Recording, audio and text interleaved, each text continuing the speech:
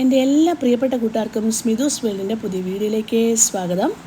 ഇന്ന് ബ്രേക്ക്ഫാസ്റ്റ് സീരീസിൻ്റെ 9ാമത്തെ റെസിപ്പിയാണ് ഞാൻ ഷെയർ ചെയ്യുന്നത്. നല്ല ഹെൽത്തി ആയിട്ടുള്ള ഒരു ബ്രേക്ക്ഫാസ്റ്റ് റെസിപ്പി തന്നെയാണ്. കുഞ്ഞുങ്ങൾക്കൊക്കെ ഒരുപാട് ഇഷ്ടമാകും. ചെറിയൊരു മധുരവും ഒക്കെ ചേർന്ന ഒരു ദോശയാണ്. ഇത് കൊങ്കണി സ്പെഷ്യലാണ് കേട്ടോ. തീർച്ചയായും ഒന്ന് ട്രൈ ചെയ്ത് നോക്കിക്കോളൂ. ഇതിനായിട്ട് നമുക്ക് ആദ്യം വേണ്ടത് 2 കപ്പ് അരി, പച്ചരി, നമ്മൾ ദോശയൊക്കെ തയ്യാറാക്കാൻ എടുക്കുന്ന അരി ഉണ്ടല്ലോ, അതാണ് വേണ്ടത്.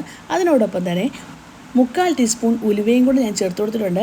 3/4 ടീസ്പൂൺ മുതൽ 1 ടീസ്പൂൺ വരെ ഉലുവ നമുക്ക് ഈ ഒരു പച്ചരിയിലേക്ക് ചേർത്ത് കൊടുക്കാം. കഴുകി വൃത്തിയാക്കിയ ശേഷം ഇത് നമുക്ക് വെള്ളത്തിൽ കുതിർത്ത് വയ്ക്കാവുന്നതാണ്. ഒരു 5-6 മണിക്കൂർ നേരം പച്ചരി വെള്ളത്തിൽ കുതിർത്ത് വയ്ക്കണം.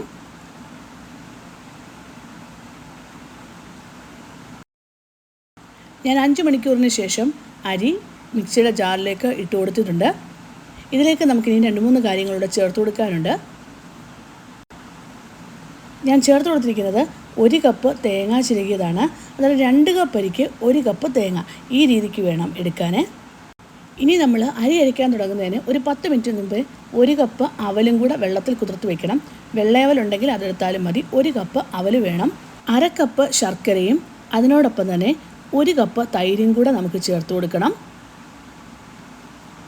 ഇതിലേക്കിനിയും ഒരു 1/4 ടീസ്പൂൺ മഞ്ഞൾപ്പൊടിയും ആവശ്യത്തിന് ഉപ്പും ചേർത്ത് വേണം അരച്ചെടുക്കാൻ. ഞാനിത് 2ാമത്തെ ബാച്ചാണ് അരച്ചെടുക്കുന്നത്. തൈര് ചേർക്കുന്നതുകൊണ്ട് തന്നെ വെള്ളം കുറച്ച് മാത്രമേ ഒഴിക്കാവൂ. നമുക്ക് ദോശയുടെ ആ ഒരു മാവിരിക്കത്തില്ലേ, ആ ഒരു രീതിക്ക് തന്നെ മാവ് കിട്ടണം. കുറച്ച് കട്ടിയായിട്ടുള്ള മാവ് തന്നെ വേണം. അതുകൊണ്ട് വെള്ളം ഒഴിച്ചു കൊടുക്കുന്നത് പ്രത്യേകം ശ്രദ്ധിച്ച് വേണം. ഞാനിപ്പോൾ 2 ബാച്ചായിട്ട് തന്നെ അരച്ചെടുത്തിട്ടുണ്ട്. ഇതൊരു പാത്രത്തിലേക്കിട്ട് നന്നായിട്ട് നമുക്കൊന്ന് ബീറ്റ് ചെയ്തെടുക്കണം. 1-2 മിനിറ്റ് നല്ലതായി ബീറ്റ് ചെയ്ത ശേഷം നമുക്കിതിനെ അടച്ചു വയ്ക്കാവുന്നതാണ്. എന്നിട്ട് ഒരു 8 മണിക്കൂർ നേരം ഇതിനെ റെസ്റ്റ് ചെയ്യാൻ വയ്ക്കുക, അല്ലെങ്കിൽ ഓവർനൈറ്റ് വെച്ചിരിക്കുക. ഈ ഒരു റെസിപ്പിക്ക് ആവശ്യമായിട്ടുള്ള ചട്നി നമുക്ക് തയ്യാറാക്കിയെടുക്കാം. കുറച്ച് തേങ്ങ, ഒരു വെളുത്തുള്ളി, ചെറിയൊരു കഷ്ണം ഇഞ്ചി, പച്ചമുളക്, മല്ലിയില, അതുപോലെ തന്നെ കപ്പലണ്ടിയാണ് ഞാൻ ചേർത്ത് കൊടുത്തിരിക്കുന്നത്. ഇതിന് പകരം പൊട്ടുകടലയുണ്ടല്ലോ, അത് ചേർത്ത് കൊടുത്താലും മതി. ആവശ്യത്തിന് ഉപ്പും കുറച്ച് വെള്ളവും ഒഴിച്ച് നമുക്ക് അരച്ചെടുക്കാവുന്നതാണ്. അങ്ങനെ ഞാൻ ആ ഒരു ചട്നിയെല്ലാം അരച്ചെടുത്തിട്ടുണ്ട്. ഈ ഒരു ചട്നിയിലേക്ക് നമുക്ക് 2 വറ്റൽമുളക്, കുറച്ച് കറിവേപ്പില, പച്ചമുളക്, ഒരു 1/4 ടീസ്പൂൺ മാത്രം കടുക്, ഇത്രയും താളിച്ചതാണ് ചേർത്ത് കൊടുത്തിരിക്കുന്നത്. എന്നിട്ട് നല്ലതായി യോജിപ്പിച്ചെടുക്കാവുന്നതാണ്. ഞാൻ ഈ ഒരു ചട്നിയാണ് തയ്യാറാക്കിയിരിക്കുന്നത്. നിങ്ങൾക്കിനിയും ഇതിന് പകരം ചിക്കൻ കറിയോ ബീഫോ എന്ത് വേണമെങ്കിലും ഇതിൻ്റെ കൂടെ ഉപയോഗിക്കാവുന്നതാണ്.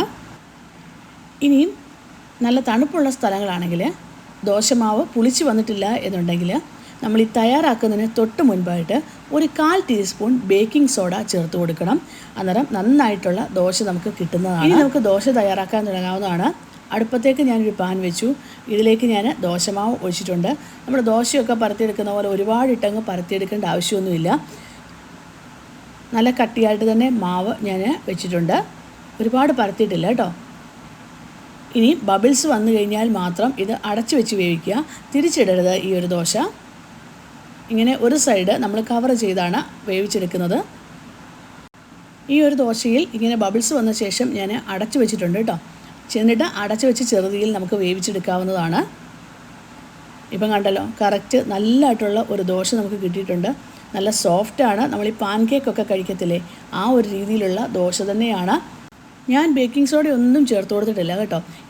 ഇല്ലെങ്കിൽ തന്നെയും എനിക്ക് നല്ല ബബിൾസൊക്കെ വീണ് നന്നായിട്ടുള്ളൊരു ദോശ കിട്ടിയിട്ടുണ്ട്. ബേക്കിംഗ് സോഡ വേണമെങ്കിൽ മാത്രം ചേർത്ത് കൊടുത്താൽ മതി. ട്രഡീഷണലായിട്ട് നമ്മൾ തയ്യാറാക്കുമ്പോൾ ബേക്കിംഗ് സോഡ ഒന്നും ചേർക്കാറില്ല. ഇനിയും ഞാൻ പറഞ്ഞു, മാവ് പുളിച്ചു പൊങ്ങാൻ താമസമുള്ള സ്ഥലങ്ങളാണെങ്കിൽ തയ്യാറാക്കുന്നതിന് തൊട്ട് മുൻപ് മാത്രം ഒരു 1/4 ടീസ്പൂൺ ബേക്കിംഗ് സോഡ ചേർത്ത് കൊടുത്ത് തയ്യാറാക്കിയുള്ളൂ. നിങ്ങൾക്ക് തീർച്ചയായും ഈ ഒരു ദോശയുടെ റെസിപ്പി ഇഷ്ടപ്പെടും.